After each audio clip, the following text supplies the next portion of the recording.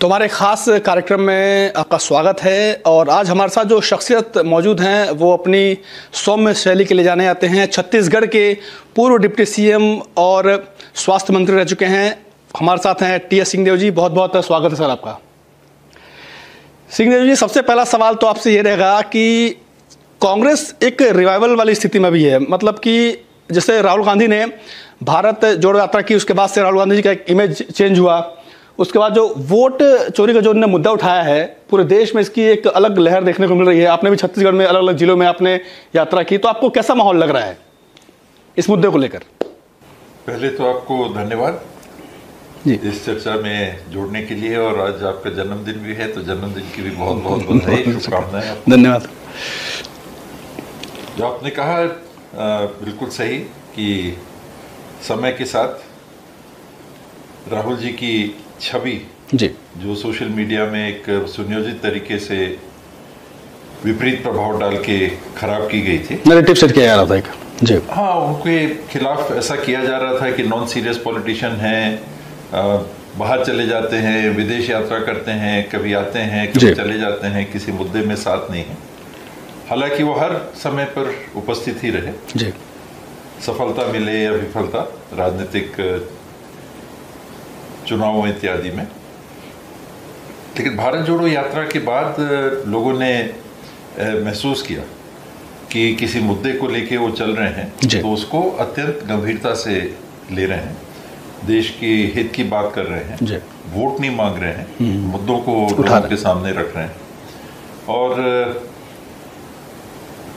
कन्याकुमारी से श्रीनगर तक की यात्रा, फिर मणिपुर से मुंबई की यात्रा, इसने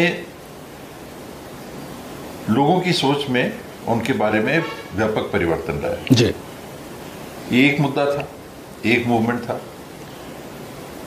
आगे उन्होंने लगातार ये दर्शाया कि वे गंभीरता से देश के हित में, कांग्रेस पार्टी के हित में काम कर रहे हैं और करते रहना चाहते हैं। और गुजरात में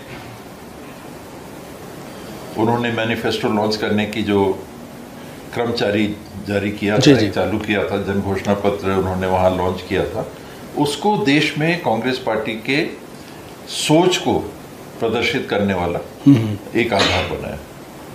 और चुनावों की स्थिति के बाद, चुनाव हो गए, घोषणा पत्र आए, हार हुई, जीत हुई, जो भी परिणाम आए, उसके बाद क्या राहुल गांधी जी फिर पीछे कहीं चले जाएंगे, फिर छोड़ देंगे, फिर कहीं नहीं दिखेंगे? खूब चर्चा हो रही थी इस चीज की। तो लीडर ऑफ द ऑपोजिशन के भूमिका में उन्होंने,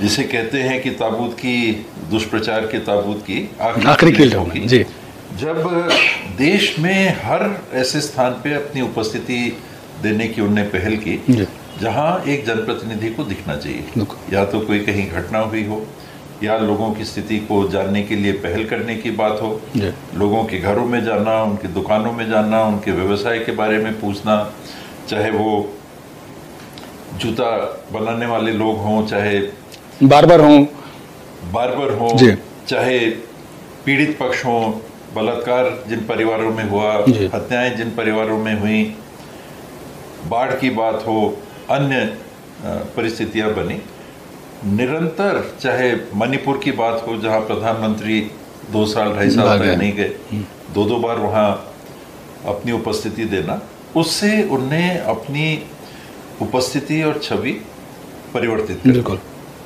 और जो वोट चोरी की बात आपने कही, भारतीय जनता पार्टी एक मुहिम चला रही थी, अभी भी शायद उनका एक ही एजेंडा हो, वन नेशन वन इलेक्शन वाला। बिल्कुल। कि पूरे देश में सारे चुनाव एक साथ होने चाहिए। और इनकी कथनी और करनी के अंतर को आप देखिए, जब जम्मू कश्मीर, हरियाणा, महाराष्ट्र और झारखंड के ये 4 राज्यों के एक साथ चुनाव होने की बात आई, तो हमने देखा कि दो फेज में चुनाव हुए।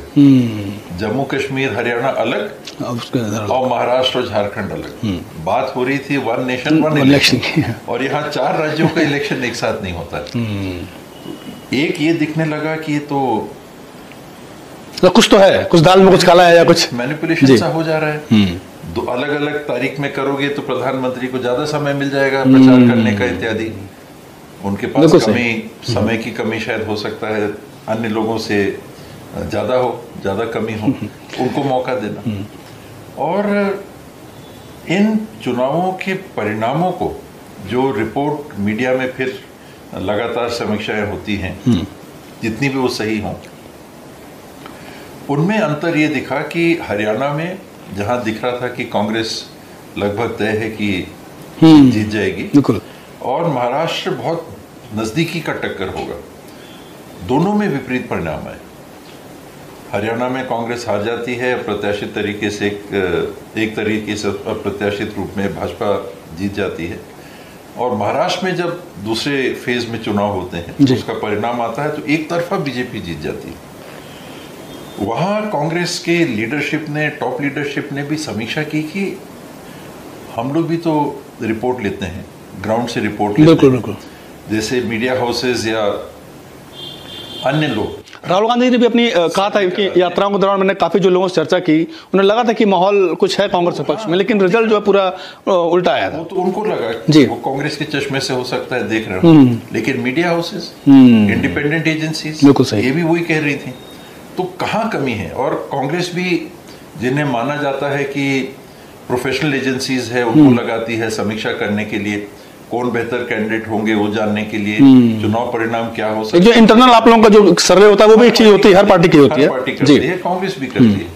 तो इसमें जब एकदम से अंतर दिखा कि कुछ है, कुछ तो है, कुछ बात है, तब फिर गहन समीक्षा होने लगी और लोगों ने जानकारियां सामने लाने का क्रम चालू किया।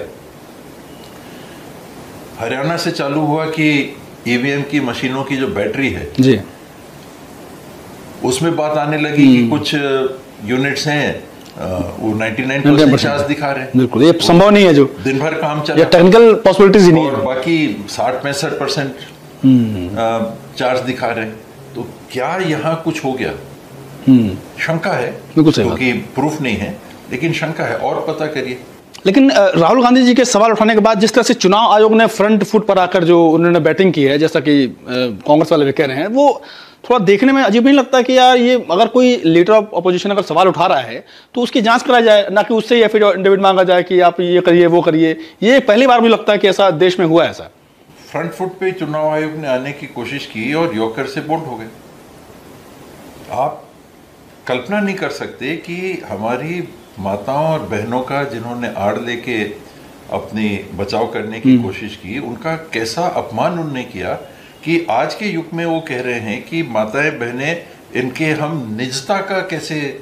तो यही बात है, जैसे अभी जैसे उपराष्ट्रपति पद के लिए महिला ने वोटिंग की थी तो उसको भी आप नहीं दिखाते। उसके अरे इसको लेकर कई मीम्स बने हैं सर, मैंने देखा है कि भाई जी क्या सामान्य रूप से मार्केट नहीं जाती, सामाजिक गतिविधियों में भाग नहीं लेती, किस निजता का हनन है?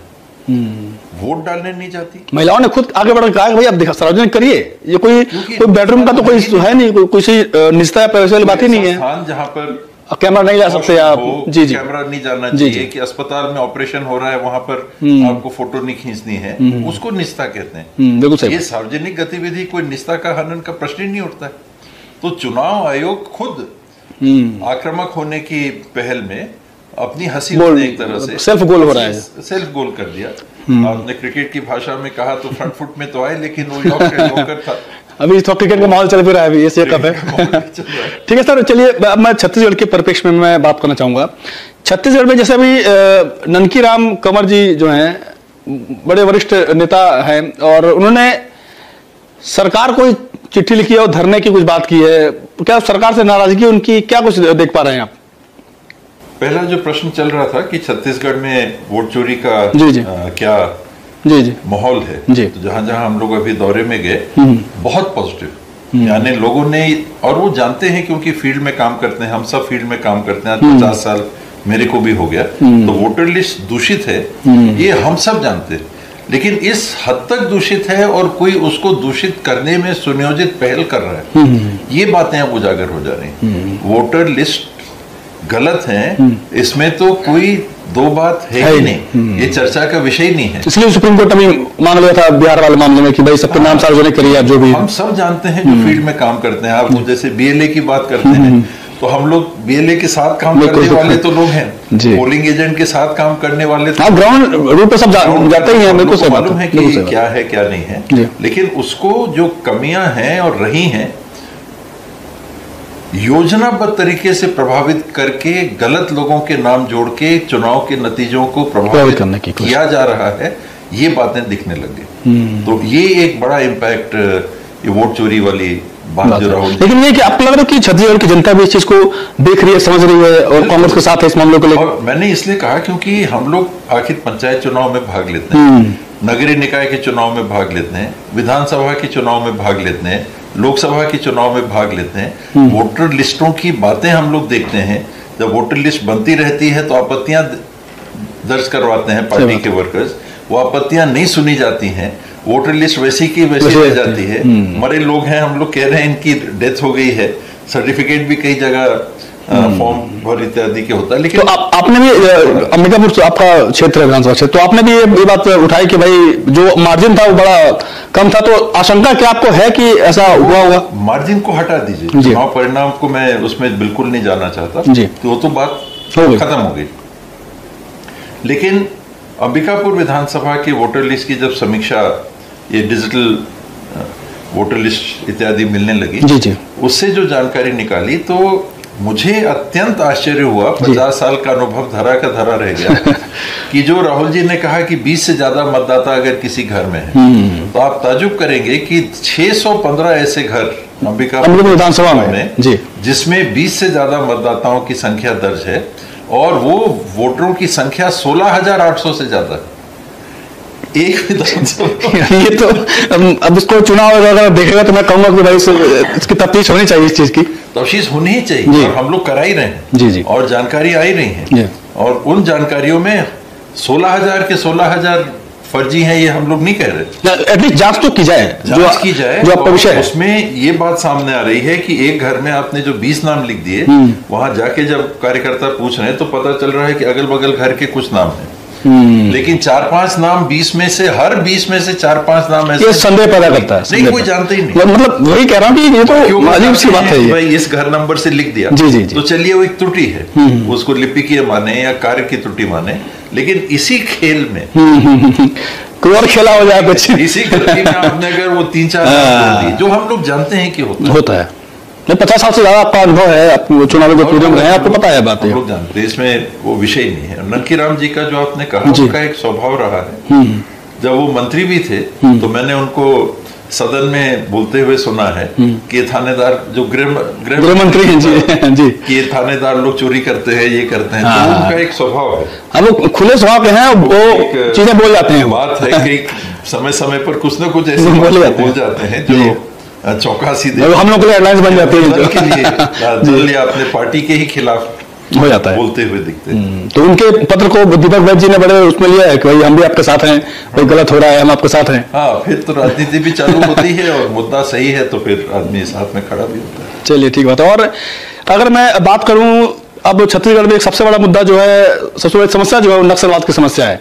भाई केंद्रीय जो गृह मंत्री हैं शाह जी, अमित शाह जी ने 2026 मार्च तक का टारगेट रखा है शायद खत्म होने का, और भी रायपुर में अभी 2 नक्सली मिले भी हैं। तो आपको लग रहा है कि नक्सलवाद का सफाया हो रहा है, बीजेपी की सरकार आने के बाद ज्यादा नक्सल जो है वो उनका इनकाउंटर हुआ या फिर वो मुख्यधारा में शामिल हुए हैं? आपको कुछ ऐसा लगता है अंतर बीजेपी सरकार आने के बाद? प्रचार में माहिर है और इवेंट, मीडिया इवेंट बनाने में वो माहिर है। जो काम कांग्रेस के शासनकाल में ही 2020 से चालू हो गया था, गहन तरीके से एक योजना बना के, और आप भी छत्तीसगढ़ से वाकिफ हैं, आप जानते हैं छत्तीसगढ़ को। जब छत्तीसगढ़ बना था तो 5 या 6 बटालियन अर्धसैनिक छत्तीसगढ़ में, बिल्कुल सही। आज 65-66 बटालियन है। तो ये जो क्रम उस समय से चलता चला आ रहा है, धीरे धीरे धीरे धीरे नक्सली हैं एक क्षेत्र में है और वहां का अपना प्रभाव डाल के, मान लीजिए ये छत्तीसगढ़ हो गया, ये बस्तर क्षेत्र हो गया, ये नेशनल हाईवे है जो रायपुर से दक्षिण की ओर निकल जाती है, बिल्कुल। तो एक तरफ एक हिस्सा, एक तरफ एक हिस्सा। ये अबूझमाड़ इत्यादि और बीजापुर का इलाका है। यहाँ पर नीचे बीजापुर और सुकमा का इलाका है, ऊपर में बस्तर लगा हुआ है। घोर जंगल, घनघोर जंगल। और यहाँ पर उनका जो बेस था, वहाँ जो आपके फोर्सेस थे संख्या में ही नहीं थे कि जितना हो सके। कांग्रेस ने तो झीरम घाटी के भी टंस को झेला। बिल्कुल, पूरी कांग्रेस के आप लोगों की लॉट पूरी बटालियन के वहां पर तो खतरा हो गया। तो ये मूवमेंट चला कि एक एक करके बटालियन यहाँ बैठाइए, फिर अगला यहाँ बैठाइए, इनको कुछ होगा तो ये बैकअप के लिए, फिर आगे बैठाइए, तो ये इनके एक दूसरे के बैकअप। तो ये सरकार जो है प्रॉपर एक चैनलाइज काम कर रही है, आपको लगता है नक्सलियात को खत्म करने के लिए? 20 से तेजी से ये काम जो चालू हुआ, और आज आप देखेंगे कि जो आईजी हैं बस्तर के सुंदरराज जी, वो वही हैं जो कांग्रेस समय में थे।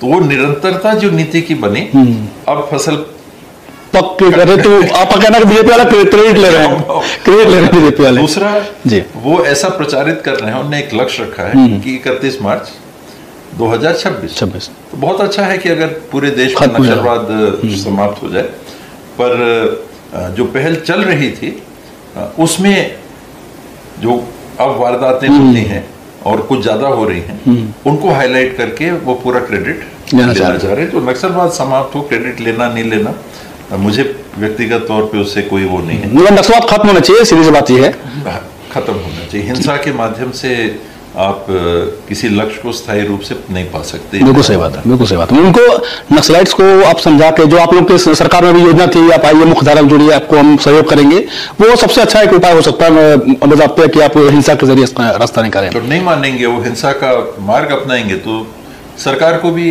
करना पड़ेगा, बल का उपयोग करना है। चलिए ठीक है, तो नक्सलवाद की बात हो गई। अब छत्तीसगढ़ में खासकर मैं रायपुर की बात करूं तो जो नशा जो है उसको जकड़ता जा रहा है। कई हर दिन, लगभग हर दिन ही खबरें आती हैं कि आज कोकीन बरामद हुआ, जो ड्रग्स के साथ पकड़े गए लोग। तो ये अभी लगातार पिछले कुछ सालों में ये जो है एक गढ़ बनता जा रहा है। रायपुर जो है इसका नशे का गढ़ बनता जा रहा है। आपको ऐसा लगता है क्या? रायपुर ही नहीं, पूरे छत्तीसगढ़, बिलासपुर हो गया, कवर्धा हो गया, बहुत सारी जगह हैं। सरगुजा से लेके बस्तर तक उतर जाइए। बस्तर की मेरे को बहुत ज्यादा जानकारी नहीं, कि मैं मान रहा हूं कि 100% वहां पे वैसी स्थिति होगी कि जो इसका व्यवसाय करते हैं, इसमें मार्जिन इतना ज्यादा है कि वो इस नशे के पदार्थ को अपने निजी लाभ के लिए लोगों तक बार बार पहुंचा रहे हैं। तो क्या वजह कि सरकार से रोक नहीं पा रही? क्योंकि अभी पिछले 1-2 सालों में मैं बहुत ज्यादा इसका प्रचार खूब हुआ है, अब बहुत खबरें आती हैं, लगभग हर दिन ही खबर आती है। दिख रहा है जो हो रहा था, अब दिखने लग रहा है, तो उसके दुष्परिणाम सामने दिखने लग रहे हैं कि आपको पैसा कमाना है, 10 लोगों को बेचिएगा तो इतना पैसा बचेगा, 100 को बेचिएगा तो 1000 को बेचिएगा तो, और इसकी लत लगती है। ये कुछ ऐसी नशीली पदार्थें हैं कि आदत हो जाती है, और वो आदत हो जाने से लॉ एंड ऑर्डर भी बिगड़ता है। क्राइम्स बहुत है, बहुत यहाँ इसको चोरी किया, वहाँ उसको किया, लोहा चोरी किया, कहीं तार काट दी, कहीं। और रायपुर में तो मैं कहूँ चाकूबाजी की इतनी घटनाएं होती है, मैं रहा हूँ वहाँ, भयंकर घटनाएं वहाँ, हर दिन आपको चाकूबाजी की खबर मिल जाएगी। तो इसका एक बड़ा कारण नशा ही होता है। नशा की इसमें कोई दो बात, नशे की बात हो रही है तो मैं उसकी बात करूंगा जो पिछले चुनाव में बहुत बड़ा मुद्दा था, शराब घोटाले की बात कर लूंगा मैं। जो अभी चेतन जी का जो जेल में गए, तमाम तरह की चीजें हैं, बहुत सारे जो चैट्स भी बहुत सारे जो हैं वो वायरल हुए हैं, या चैट्स जो एजेंसी ने जो दिखाए हैं। तो आपको लगता है कि इसमें सच्चाई है या फंसाया जा रहा है? अभी भी आपको लगता है क्या राजनीतिक द्वेष भाव से किया जा रहा है? इसमें तो कोई दो बात है नहीं। तथ्य है कि नहीं, इसको आप साबित करिए। नहीं, क्योंकि जांच एजेंसी ने ही वो चैट्स दिखाई है कि उनने ग्रुप में जो बातें हुई, व्हाट्सएप ग्रुप में सबको खुला दिख रहा है किसको कितना पैसा गया, जो उन्होंने दिखाया है। अगर चैट पर्याप्त सबूत है आपको एक्शन लेने का, सजा देने का, तो फिर रुके क्यों है? अभी आप एक माहौल बनाने के लिए धीरे धीरे जानकारियों का वितरण कर रहे हैं कि लोगों के पास जानकारी जाए। दूसरी तरफ क्या बात आती है कि 5800 5900 प्रकरण ईडी ने जो दर्ज किए हैं, उसमें 6-8-10 लोगों को ही सजा मिली है। 0.5% भी कन्विक्शन रेट नहीं है, और सभी जगह आप ऐसा बना देते हैं, सभी जगह आप गिरफ्तारी कर लेते हैं, सजा हुई नहीं, सजा सुनाई नहीं गई, दोष सिद्ध हुआ नहीं, और आपने सजा दे दिया, ने जेल में आपने बंद कर लिया। लेकिन शराब घोटाला तो हुआ है ना सर? शराब घोटाला आज नहीं हो रहा है क्या? नहीं, जो अब कहते हैं जो पकड़ा जाए वही चोर है, और तो कहा जाता है। अभी पकड़ा कहाँ गया? अभी तो आप कह रहे हैं कि शराब घोटाला हुआ। जिस दिन साबित कर दीजिएगा उस दिन सजा होगी। अभी तो आपने गिरफ्तारी की है, तो इससे भी आप देश भावना से ही प्रेरित मान रहे हैं? इसलिए क्योंकि एक वर्ग के खिलाफ ही हो रहा है। एक राजनीतिक दल से जुड़े हुए लोगों के खिलाफ ही जब कार्रवाई होगी, यानी सत्ता पक्ष से विपरीत, बीजेपी एनडीए से विपक्ष में जितनी पार्टियां हैं उनके लोगों को, और उनसे जुड़े हुए जितने लोग हैं वो पाक साहब, जो जिनके ऊपर पहले आरोप लगे थे, वो कहते थे सिद्ध। प्रधानमंत्री जी और गृह मंत्री जी देश के, उन्होंने मंच से कहा अजीत पवार जी को लेके कि 60-70 हजार करोड़ का है और आपको जेल होगी। आज उनके दल के गठबंधन के उप मुख्यमंत्री हैं, वो तो फिर वहाँ कितने बहुत सारे हैं। आपको असम में वही एग्जांपल मिल जाएगा, बहुत सारे चीजें। मुख्यमंत्री जी असम के, बिल्कुल, बंगाल के बीजेपी के चीफ अध्यक्ष बहुत सारे हैं। बहुत पूरी फहरिस्त बहुत लंबी है, बहुत लंबी फहरिस्त।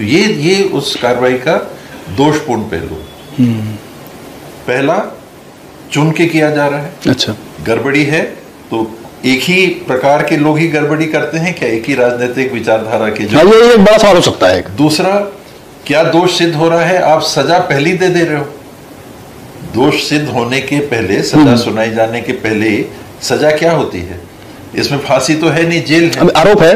अभी क्योंकि आरोप है फिर भी आपने सजा दे दी, जेल में बंद कर दिया 2 साल 2.5 साल। वो उनके जन्मदिन के दिन ही उन्हें अरेस्ट किया गया था, अगर मैं गलत नहीं तो। वो बात ने अपनी जगह, किसी व्यक्ति के लिए मैं नहीं कहूंगा। इसमें जो भी क्रिया है उसको, प्रक्रिया को ही सजा में बदल दिया गया।